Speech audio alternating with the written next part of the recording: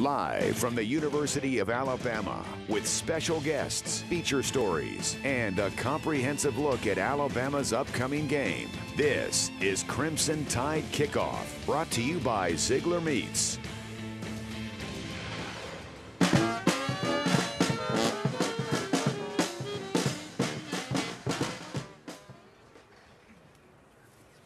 Flashback to Wednesday morning. Alabama gets the true New Orleans arrival at the airport.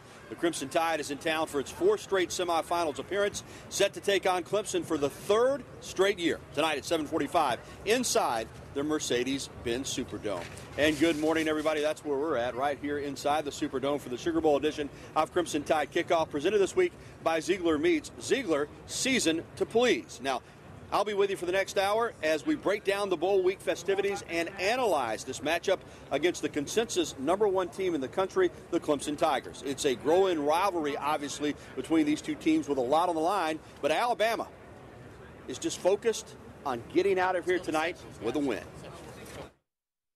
We always meet up in this kind of unique situation, and it's here. And regardless of the situation, we have to go out there and play. Both teams are familiar with each other. We know what type of game this is going to be. It's going to be a competitive, physical game for 4 quarters, just like it's been the past 2 times we've played them. So really looking forward to the opportunity to play them again. They beat us last year, so they have our number, definitely. And, you know, we're hungry, and we're going to keep that same mentality going forward and, you know, hopefully try and, you know, win. 2 great programs, and we have great coaches and we get great players, and we just look forward to playing each other and going out there and making a good game. Well, the last 2 meetings were instant classics between these two teams, and really there's no reason to believe tonight will be any different. We're not going to do anything different here on CTKO because we believe we got a formula that works. We're starting how we always start, with this week's Bama Headlines. For the latest on the Crimson Tide, you don't need the newspaper. You need Bama Headlines. We've already addressed it, but Nick Saban and Dabo Swinney are getting used to standing next to each other and posing in front of a trophy. It's the 3-match between the Tide and Tigers, but this one is for a chance to play in the national championship game, while, of course, the previous 2 were at the national championship. For the 3rd straight season, Alabama had a coordinator hired as a head coach somewhere else. As soon as the Crimson Tide season ends, defensive coordinator Jeremy Pruitt will take over full-time duties as the head coach at the University of Tennessee. Despite all the changes, Nick Saban's ship just keeps on running in Tuscaloosa. The bowl game experience is fun for the players, but it's also good for the media, as we got our first chance to meet with some of Alabama's players who are usually off limits to the press. Freshmen, assistant coaches, and other role players were fully available at the Sugar Bowl Media Day, and as usual, a few players let down their guards. Well, 2017 was a wild ride for the Crimson Tide, perfect through 11 games. A late season stumble put Bama's playoff hopes in jeopardy. Johnny Congdon shows us how we got here. Alabama fans could only hope and pray for the 4th and final spot in the college football playoffs. And to the jubilation of Crimson Tide fans everywhere, the committee gifted the Yellowhammer State an early Christmas present. But be mindful to remember, it's not always about the destination, but the journey taken instead. And Alabama's journey started in the brand new Mercedes-Benz Dome in Atlanta, Georgia, versus the #3 Florida State Seminoles in a game hailed the GOAT, the greatest opener of all time. Alabama, despite losing key players Terrell Lewis and Christian Miller, thumped FSU, winning by a score of 24-7. After breezing through Fresno State and Colorado State, Alabama had their first big road test of the season, as they would travel to the Music City to take on the undefeated Vanderbilt Commodores. And Vandy had a clear message for the Crimson Tide. We're going to next week ranked, that's fine. Alabama, you're next. Alabama was next, and Jalen Hurts, Damian Harris and company gave Vandy a game they won't soon forget, winning 59-0. Ole Miss has given Alabama trouble in the past inside Bryant-Denny Stadium, but Shea Patterson, A.J. Brown, and the rest of the Rebels couldn't help but fall victim to one of the worst beatdowns in school history. They would fall to Alabama by a score of 66-3. Alabama's resolve was tested in College Station as the Aggies of Texas A&M gave the Crimson Tide all they could handle. But after the win, we were left wondering what Nick Saban's thoughts were about the media pumping Alabama's tires. You know, all that stuff you write about how good we are and all that stuff they hear on ESPN, it's like poison. You know what I mean? It's like taking poison, like rat poison. The Crimson Tide returned home for homecoming to remind Arkansas head coach Brett Bielema that pigs get fat, but hogs, they get slaughtered. Alabama would win 41-9 to improve to 7-0 on the season. Third Saturday in October, Alabama hasn't failed to rival Tennessee since Nick Saban took over as the head man in Tuscaloosa, and this year was much of the same. Tennessee may have indeed won the game of life, but they didn't win the game as they fall to Bama for the 11th straight season. Following a bye, LSU tried to snap a 7-year losing drought to Alabama, but the Bengals of Baton Rouge were sent back to the Bayou, soundly beaten 24-10. But Alabama would face their toughest test of the season with the sound of cowbells in the backdrop. Mississippi State played a near-perfect game, controlling the clock and field position, but it wasn't enough to drown the Tide. Devontae Smith's last-minute go-ahead touchdown was enough to secure the victory for Alabama. The Crimson Tide escaped Starkville 31-24. After beating Cupcake Mercer, Nick Saban's bunch set their eyes on the Iron Bowl. No team in college football was hotter at the time than the Auburn Tigers, coming off a beatdown of the #1 Georgia Bulldogs, and the Tigers kept the momentum rolling, dominating Alabama in all three phases of the game. I'm sorry that I could not do a better job as a coach and a leader to help them play better in this game so they would have an opportunity to play in the SEC championship game. The Auburn faithful would celebrate by rolling Toomer's corner, handing Alabama their first defeat of the season, 26-14. After falling to their arch rival, many Alabama fans thought that may have been the end of the Crimson Tide's hope of playing in a fourth consecutive college football playoff. But after Ohio State's ugly victory over the Wisconsin Badgers, the committee mutually agreed the Crimson Tide was one of the best 4 teams in the country, setting up a rubber match with the Clemson Tigers. After last year's defeat to Clemson, Nick Saban said to his team that he hopes they don't waste a failure. And come New Year's Day, the Crimson Tide can turn last January's tears into this January's smiles. For Crimson Tide Kickoff, I'm Johnny Condon. Thank you, Johnny. So, yes, Bama did just barely slip in, edging Ohio State for that 4th spot in the college football playoff rankings. Well, here's a look at the top 10 that came out on Selection Sunday. Clemson, of course, #1, Oklahoma #2, Georgia 3. They're going to play Oklahoma and Georgia in the Rose Bowl later this afternoon. Alabama is 4. Ohio State came in at #5, just missing that 4th spot, followed by Wisconsin, Auburn, USC, Penn State, and then undefeated UCF coming in at #10. Well, yesterday, Coach Saban held his final Sugar Bowl press conference of the week.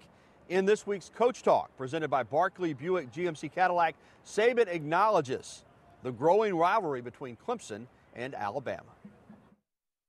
I think this game is a great opportunity for the players, and we're playing against a very, very good team. We played them several years now, so it makes it a little bit of a rivalry game in circumstances like this. And seems like we've had really good preparation for the game, and I think it's time to go out and play and just see who the best team is. Well, we're just getting going here from the Mercedes-Benz Superdome side of tonight's Sugar Bowl between Alabama and Clemson. When we come back, Damian Harris explains how technology let him down, but Alabama fans lifted him up. Plus, later we'll hear from Alabama's talented freshmen who say the hype is real. You're watching Crimson Tide Kickoff live from New Orleans, presented by Ziegler Meats. We'll be back right after this. You're watching Crimson Tide Kickoff on WVUA 23. A couple of guys got together, and we watched it at one of our teammates' apartments. So we're watching on the ESPN app, and it kept freezing up every 2 or 3 minutes, and we knew that right when they announced the #4 team that it would freeze. So they got through the top 3, no problems. And then as soon as they got to #4, it froze. The entire app shut down completely. So we were all just like, well, what do we do now? But then a bunch of people from around the same apartment complex started cheering. They were yelling, so we all looked at our phones, and we all got alerts and said that we got in. So it's a pretty cool story to tell. Well, all is well that ends well for Damian Harris and the Crimson Tide as we all sweated out that Selection Sunday. But the committee chose Alabama, and therefore, here we are. I'm Gary Harris, and you're watching Crimson Tide Kickoff presented by Ziegler Meats. Now, the committee agreed Alabama was #4 and Ohio State was at 5. But Clemson head coach Dabo Swinney, he didn't actually see it that way. The Bama grad, former Crimson Tide football player, voted Ohio State #4 and Alabama #5. but he explained his reasoning at the College Football Awards press conference back in early December. Just coming home, literally it's 3 o'clock in the morning.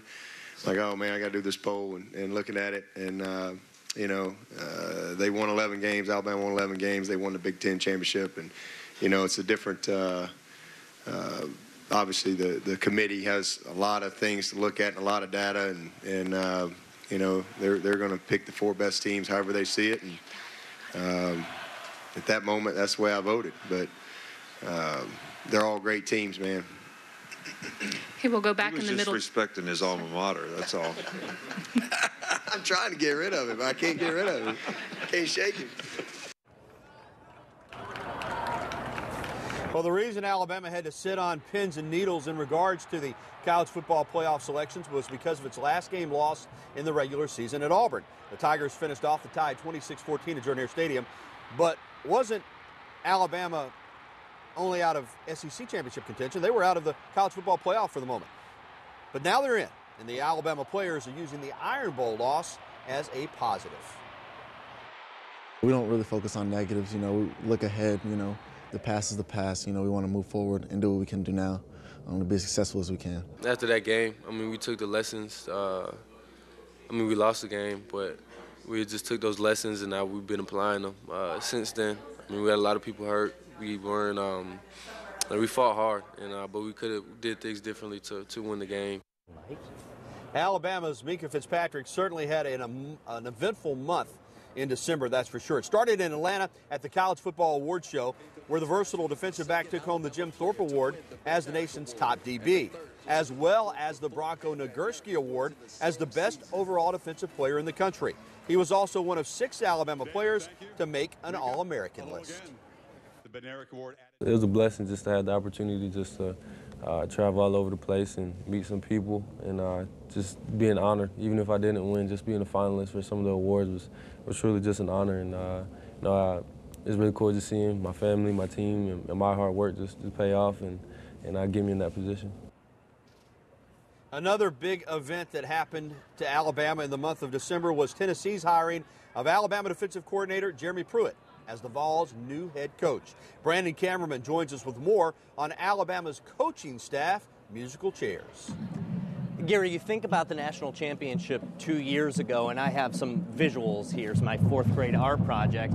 So in 15, in Arizona, the offensive coordinator for Alabama was Lane Kiffin, and the defensive coordinator was Kirby Smart. Last year, 2016, in Tampa, Steve Sarkisian, of course, was offensive coordinator, and Jeremy Pruitt was the defensive coordinator. Then this year, you had Brian Dable as offensive coordinator. Defense, it was still Jeremy Pruitt. But after this year, of course, it'll all be different as Jeremy Pruitt leaves, and so they'll have a new defensive coordinator next year. Now, meanwhile, I can throw this away for Clemson, because on the Clemson side, you have defensive coordinator Brent Venables in 15, 16, and 17. And then you have offensive coordinators Tony Elliott and Jeff Scott in 15, 16, and 17. So Clemson has had this remarkable stability. A trait Coach Swinney attributed to his team's success and says everyone's on the same page at Clemson. But Bama's instability at the coordinator position obviously hasn't held the team back from greatness. And the coaches at Clemson admire what Coach Saban's done despite the movement on his staff. They keep coming back too, so 2 ways to skin a cat, and it's been ultra successful for them. I think it speaks too of the system that they have, the philosophy that they have under Coach Saban, and then obviously they've got excellent players. It's very remarkable the consistency that Alabama's been able to play with, at a very high level and losing multiple coaches. I think that says a lot about Coach Saban and his program. But we're very, very proud of the consistency and stability that we've had at Clemson. I think a large part of that credit goes to Coach Swinney. We're about 8 hours from game time, but things are getting amped up here at Mercedes-Benz Superdome as the band is warming up behind me. But going back, one thing that worked with Kirby Smart 2 years ago was sort of separating the two jobs. When Smart was at Alabama, he was fully focused on the Tide. That's Jeremy Pruitt's approach this season. His players say they've seen no change since he was hired at Tennessee. Gary? Well, thank you, Brandon. We're going to get a preview of the $1 Million Band's performance tonight, too. as they are here at practice right behind us. So they're joining in on Crimson Tide Kickoff as well. Everybody wants in on the fun. Well, while Saban was dealing with the Pruitt news and traveling for award shows, he was also hard at work recruiting. And this year was different. This was the first season with the early signing period in December. So Bama really had to go hard on the recruiting trail. Now, Alabama signed 15 players back on December 20th, and Saban is excited about that class, but still not a big fan of the early signing period. I didn't like it when we did it. I don't like it now. I don't think it's in the players' best interest. I don't see how it benefits anybody. It's really stressful for everyone. We're all trying to get ready for bowl games and playoff games, and we got a signing date right in the middle when we're going to be practicing for a playoff game. Well, the long layoff did have its positives, like getting healthy. Saban said Christian Miller and Terrell Lewis, who were limited in the Iron Bowl, are 100% healthy, and Matt Wilson should be unlimited tonight against Clemson as well. Mika Fitzpatrick was also nursing a leg injury, and the time off gave him a chance to rest and get healthier. However, Bama did lose one player for the season in practice, that being freshman inside linebacker Dylan Moses. So the Tide will be without 3 players for tonight's game. John Dion Hamilton, Hootie Jones, and Moses are all out for the season. Jones was injured in the Iron Bowl, and so sophomore Deontay Thompson will take his role in tonight's Sugar Bowl. The sophomore from Texas has played sporadically in his Alabama career, but the team is confident he'll take advantage of his increased role. Happy that, Hootie's not going to be here, and he's a senior, and we'd love to see, him be able to compete in these playoff games, but, excited for Deontay and the opportunity that he may have. Deontay plays with something else that a lot of us don't have. He gives his all on every single play, even in practice, to the point where it's like he's going to hurt himself. We're all nervous for him, but he does a great job. He's preparing, he's excited, and I know we're excited for him. I know he's going to go out there and do his job. And we're going to keep doing our job here on CTKO. When we come back, we'll bring in writer and author Christopher Walsh. He'll join me live inside the Superdome here in New Orleans. CTKO will return right after this short break.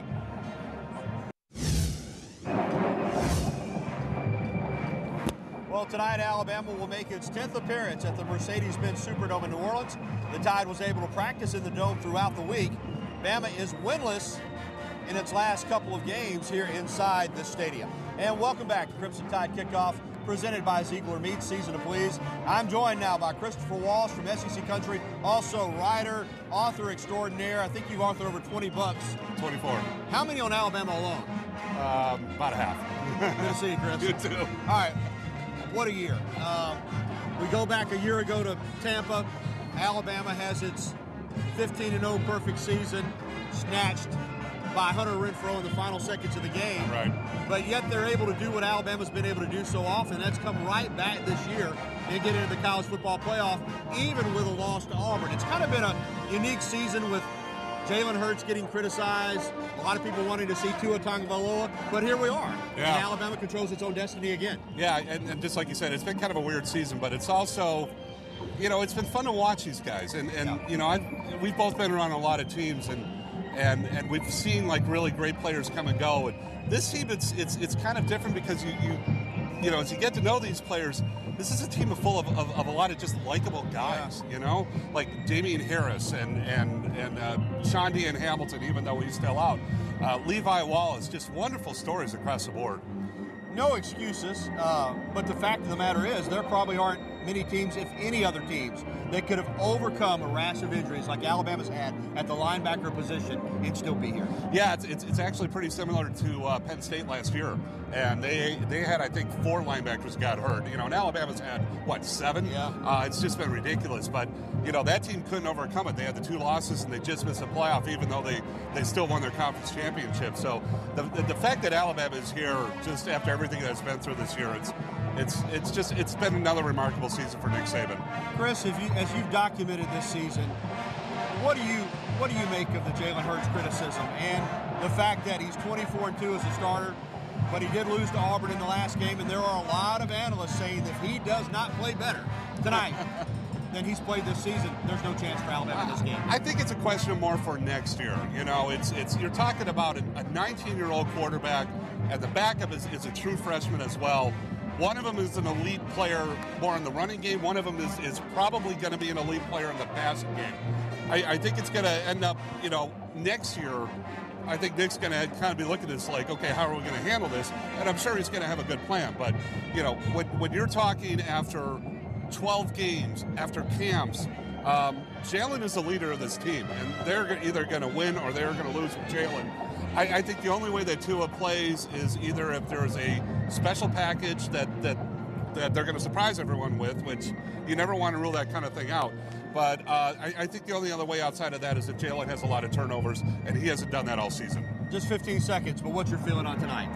I like Alabama's chances. I think they're going to be trying to go more towards the run game, try to pound the ball, especially on the edges. Probably about a 3-point difference, but I think Alabama's going to pull this out. Thank you, Chris. Thank you. Still to come on Crimson Tide Kickoff. He missed nearly the whole season with an elbow injury. But Terrell Lewis is now healthy and ready to get after the Tigers tonight. We go one-on-one with a stud sophomore linebacker when we come back to CTKO, presented by Ziegler Meats.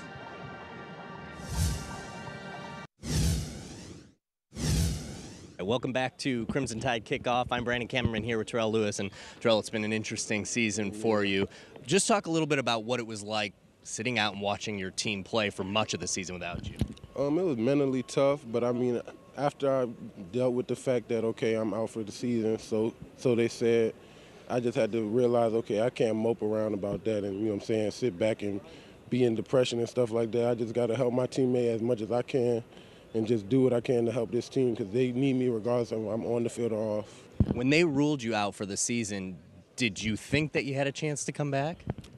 For the first 10 minutes, if you know what I'm saying, if you ask Jeff Allen, I probably spent about a good 10 minutes just like crying, thinking about it, like, damn, this is crazy. But after the fact, I told him, I said, well, I can't really do anything about this now but work. So after that, I just felt like, you know what I'm saying, they could say I'm out for the season, but I feel like I know my body. I've been hurt before, so it wasn't really nothing out of the ordinary. Me rehabbing, I know it's going to be tough, but I feel like that's all mental. Was it emotional for you getting back there on the field? Emotional, I wouldn't say too emotional. I mean, I just know I love football, so that was really just me wanting to play again, get back on the field, and do anything I can. As long as I know I'm capable, I felt like if I'm capable of playing football, I'm going to play football. And now that you've had a full month to sort of get ready for the playoffs, do you feel pretty healthy? Oh, yeah, I feel good. I feel real good. So just now you head into the most important game of the season, and you're right here with your team ready to play for them. How do you feel like things will be different especially for this linebacking unit, which has dealt with so many injuries, but you get Christian back. Yeah. How do you feel like this linebacking unit will? I feel like we'll perform well. You know what I'm saying? We just got to execute, limit the mental errors. I know we haven't played in the game in a minute, but Coach has done a lot of stuff to schedule. You know what I'm saying? We had team scrimmages, so just to give us game-like, you know what I'm saying, situations and stuff like that. So I feel like we'll be good. We just got to make sure we execute and just play fast and relentless. All right, thank you very much. Appreciate it, Terrell. Back to you, Gary. That interview with Terrell Lewis that Brandon did was from SEC Media Day, or Sugar Bowl Media Day on Saturday, and it's always a wild, wild event. 45 minutes with each team. The media can talk to pretty much whomever they want to, from freshmen to assistant coaches to role players that usually get minimal attention during the season.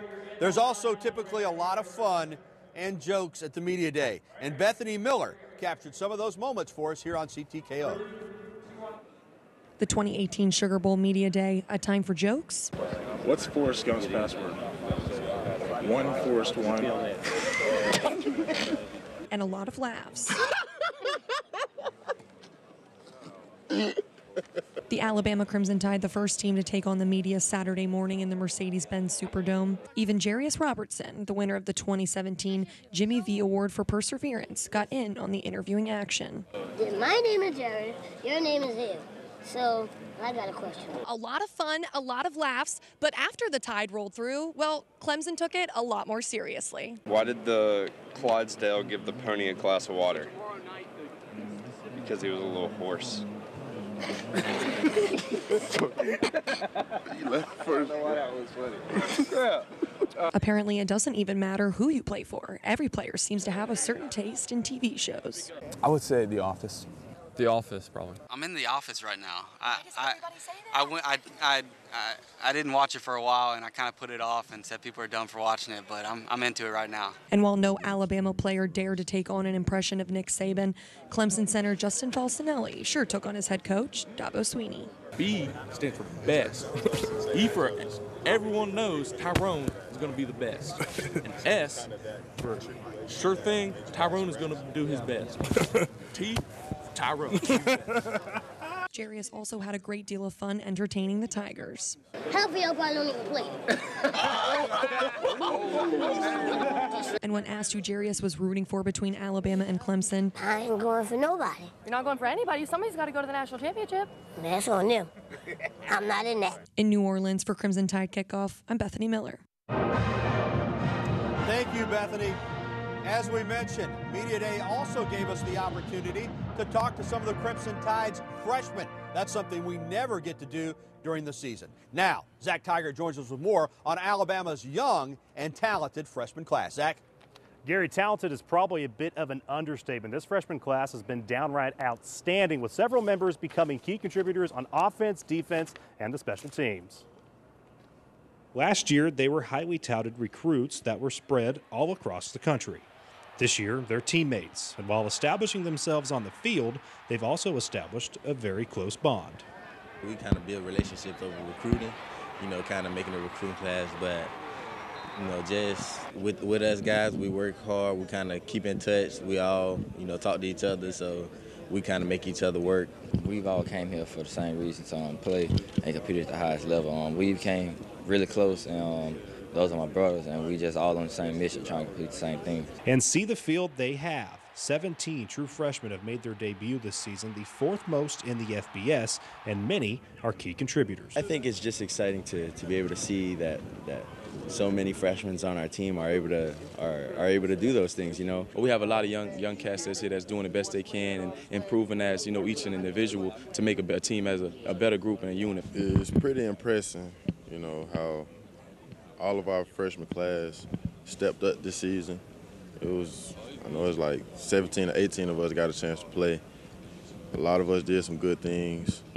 So it was really impressive. And, that the hype was real. But not all the freshmen have seen the field. Mac Jones, the Tide's third-string quarterback, has sat back and taken it all in, and he sees a bright future. We could really go as far as we want to. The only thing that handicaps you is just negativity and things like that. But I think these guys, listen to the coaches, listen to the older guys, listen to the leaders of the team. And if we do that, we can really do anything and nothing will handicap us. Now, one freshman that we did not hear from at Media Day was freshman linebacker Dylan Moses. He's out with a broken foot, but he was a key contributor on that defense. He actually led the Tide in tackles in their last two games against Auburn and Mercer, and he was an all-SEC freshman selection. Another key member of this very, very talented class that will be missed coming up in the Sugar Bowl. Gary?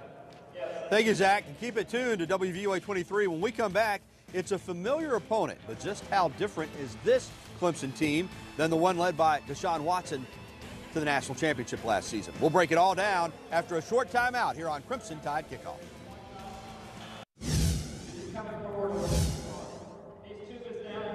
Well, we saw Alabama practicing at the Superdome earlier in the program. Clemson spent the week practicing at Tulane's Ullman Stadium, which of course is outdoors by virtue of being the higher seed. The Tigers had the choice of where they wanted to practice, and Dabo Swinney chose not to practice here in the Superdome. Strange choice that Swinney said had to do with the cozy atmosphere at Tulane and the fact that when Swinney played for the 1992 Alabama team that won the national championship, that's where they practiced. He wanted to keep it the same. So that's one example of Coach Swinney showing some superstitious tendencies. He is a man that appreciates history, and Clemson and Alabama certainly have some history. The Tide and Tigers played each other every year between 1966 and 1969. Bama won all four of those games beginning in 1966. It was played in Tuscaloosa, and the Tide pitched a shutout. Ken Stabler led a balanced offensive attack that scored in every quarter. Bama's defense limited the Tigers to under 240 total yards of offense and carried the Tide to a 26-0 win. 3 years later, the Tide and Tigers again, this time at Clemson, but similar domination by Bear Bryant's Crimson Tide. Bama's offense jumped all over Clemson right away, speeding out to a 28-0 lead before ultimately winning the game 38-13. The Tide totaled over 450 yards of offense in that road victory. Those wins in the 60s were part of 13 straight wins over Clemson, but of course we all know how the Tigers broke that streak. It came a year ago at the National Championship in Tampa. Deshaun Watson's 2-yard touchdown pass to Hunter Renfrow in the final seconds of the game delivered the heartbreaking finish that Bama fans have been dealing with for the last year. Overall, Alabama holds a 13-4 lead in the all-time series with Clemson. I mentioned that a 13-game win streak is part of it. That started in 1909 and lasted over 100 years to the national championship game in January of last year. Now, this is the third straight postseason meeting between the two teams, the only postseason games they played. Coach Saban is 2-1 overall against Clemson, obviously the national championship, and then, of course, Bama beat the Tigers in the 2008 Chick-fil-A kickoff game in Atlanta. But this is not the Clemson of 2008, and may not even really be the Clemson of 2016, for that matter. What is evident, however, is that Dabo Swinney has built a program that will compete year in and year out. After losing a two-time Heisman finalist in Deshaun Watson, as well as a starting running back and #1 wide receiver, and numerous starters on defense, Clemson came back this year, even better, the consensus #1 ranked team in the country heading into the playoffs. Overall, Clemson looks a little like Alabama. Well, I think Dabo does a fantastic job with his team. He's got a really good coaching staff. When you look at their team, it's hard to find a lot of weaknesses in terms of what they do and how they do it and the consistency that they do it with. And it's pretty remarkable that Clemson is back in this position after losing the guy that I think was the best player in college football, Deshaun Watson. But current starter Kelly Bryant was at the last two national championships as a backup. And in some ways, he's been even better this season than Watson. The comparisons to his predecessor are natural, and Bryant actually thinks being compared to other great quarterbacks is a good thing. Makes me want to continue to, work. A lot of people, compare me, but that's just all a part of it. There's going to be a lot of comparisons, especially at this sport. But, just it pushes you to, make your own name, especially being in the position that you're in at a quarterback. Yeah, I think he's faster, in my opinion. He gets the ball out, he can throw. He does kind of similar things to Deshaun Watson. It's a good system for him, and, we're going to have to find ways to stop him as well. The Tide will also have to find ways to slow down Hunter Renfrow, of course. Renfrow, a former walk-on wide receiver, has 17 receptions for 180 yards and 4 touchdowns in the last two national championship games against Alabama. His game-winning TD capped off a remarkable run that earned the junior the nickname, the Bama Killer. It's funny to me because I know I'm not. I know that it's the entire team it takes to beat a team like Alabama. I think he's probably one of the best receivers in the nation, just with his agility that he brings to the table. And overall, Clemson is one of those teams that ranks at or near the top of every statistical category in the country. Kind of course, like Alabama. We all know how much Clemson challenges the Crimson Tide, but the Tide, of course, is no easy task for the Tigers either. In fact, the Clemson players say playing Bama is a challenge unlike any other they've dealt with the past couple of years. They're going to challenge you in every aspect, physically and mentally. That's the biggest thing. I would say they're gonna make you beat them. They're the benchmark in college football. They were the consensus #1 team in the country virtually the whole season. It's an incredible challenge. We'll keep rolling along here in Mercedes-Benz Superdome in New Orleans. And still to come, the Sugar Bowl is Alabama's most visited bowl game, and there are a lot of good memories, but also some bad ones. You see the $1 Million Band in action warming up for tonight. We'll go through some Sugar Bowl history when we come back here on Crimson Tide Kickoff.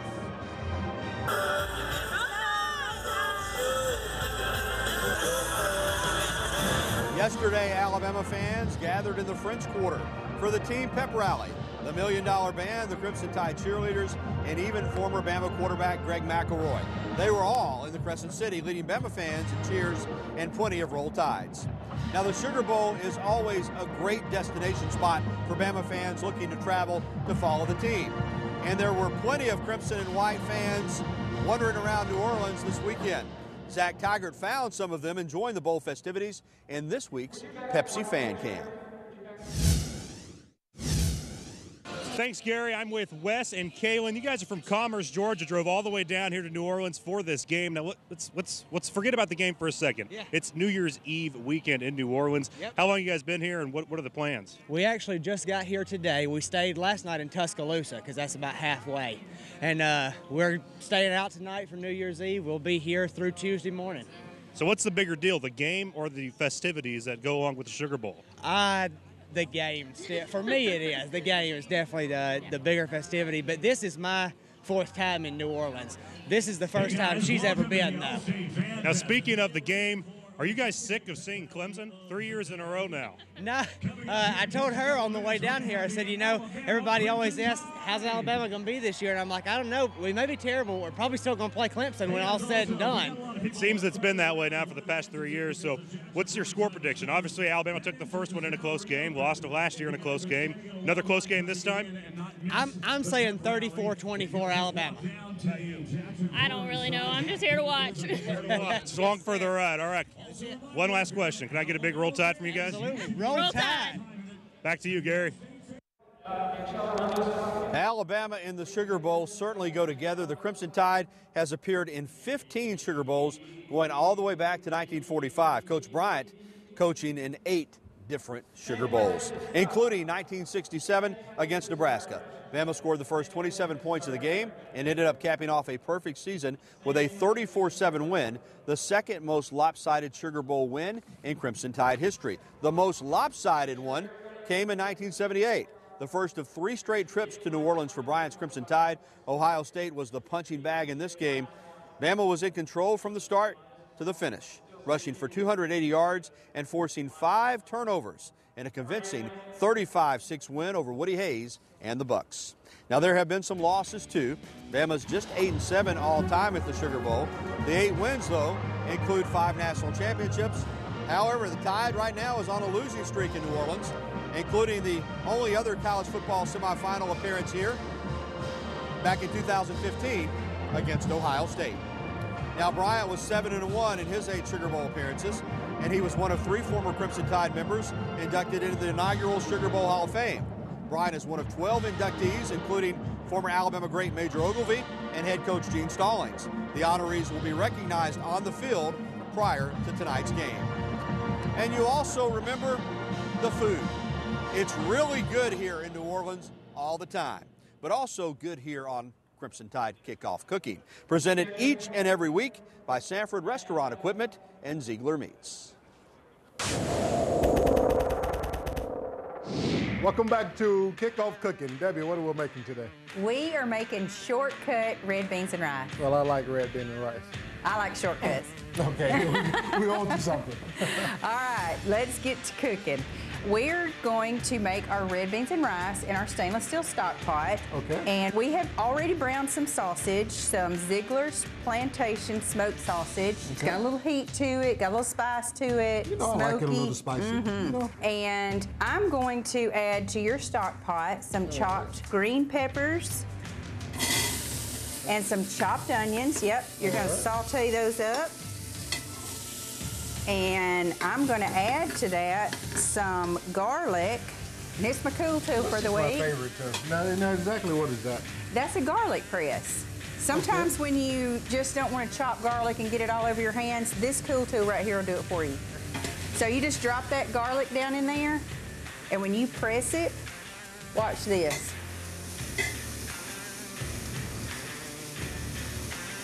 It chops it for you. I'm buying one of those. There you go. We're going to do one more. I think it's a total of 5 for the recipe, but we're going to squeeze 2 in.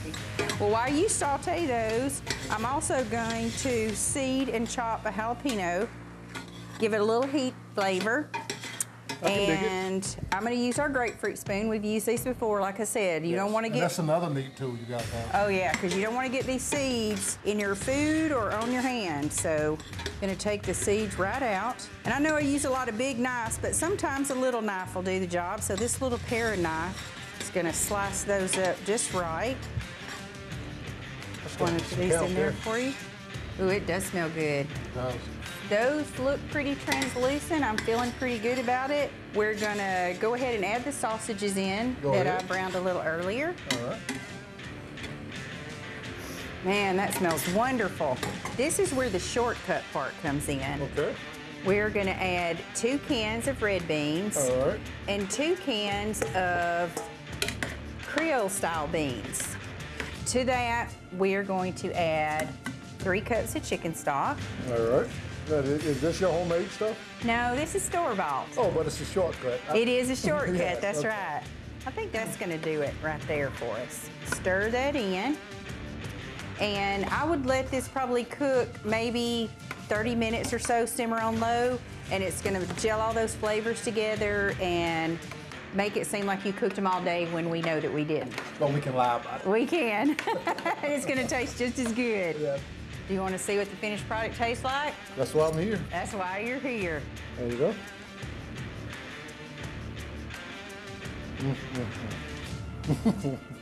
That's good. Well, you married? No, I'm not married. That's awesome. You did it again. Roll Tide.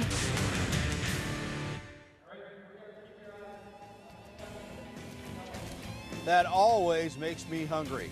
Crimson Tide Kickoff, presented by Ziegler Meats, will continue live from the Mercedes-Benz Superdome right after this timeout. Well, on Thursday, Nick Saban led a collection of Alabama players to Children's Hospital here in New Orleans to brighten up the day for some brave kids. The Bama contingent signed autographs, brought gifts, and laughed with the patients. It was a special day.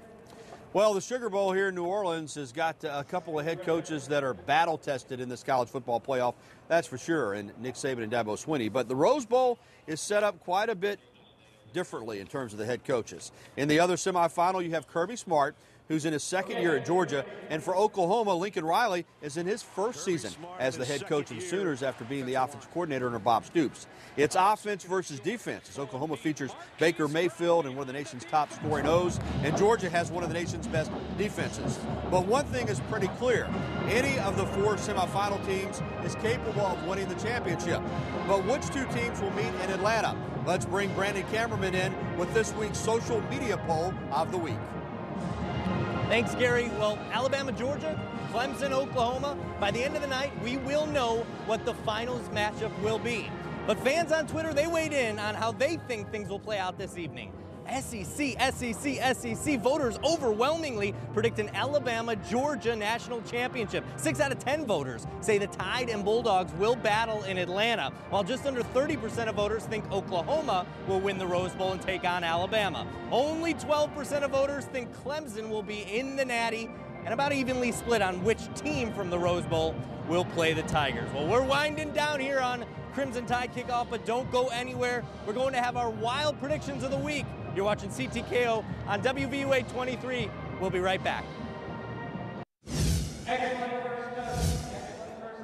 Welcome back to Crimson Tide Kickoff. I'm Brandon Cameraman with Zach Tiger. We're live here in New Orleans at the Superdome, and it is time for our Capstone Village wild predictions of the week. And mine is kind of wild. It might not seem wild off the top, but I'm predicting a low-scoring game. And the reason that's wild is because the last 2 have been anything but low-scoring. 85 points combined 2 years ago in the national championship. Last year was 76. I can do the math in my head. So both high-scoring games. But I'm saying this game will be under 40 points scored combined. So low-scoring defenses are going to show up tonight between Alabama and Clemson. What do you got? Your picks keep getting wilder as we go on. I guess so. If Alabama does advance to the national championship, I expect a really wild prediction next week. Let's go back to last year's game. The ending's probably burned in too many Alabama fans' memories all too well. The guy that got beat on the last touchdown play for Clemson was Tony Brown. I think he's going to step up. My wild prediction is that Tony Brown will have a crucial interception in this one's game. All right, we'll go over to Gary now for your wild prediction of the week. Thanks, guys. Well, my wild prediction is this. Christopher Walsh and I were talking about it earlier. I think Tua Tagovailoa plays in this game. I know he didn't play against LSU, Mississippi State, or Auburn, but I think during the time off, Alabama has devised a package for Tua Tagovailoa, and I say the freshman quarterback from Hawaii gets in the game. We'll find out tonight. All right, that's going to do it for us here in New Orleans. Thank you to our crew back in Tuscaloosa for working so hard, and of course, all of our folks here at the Mercedes-Benz Superdome.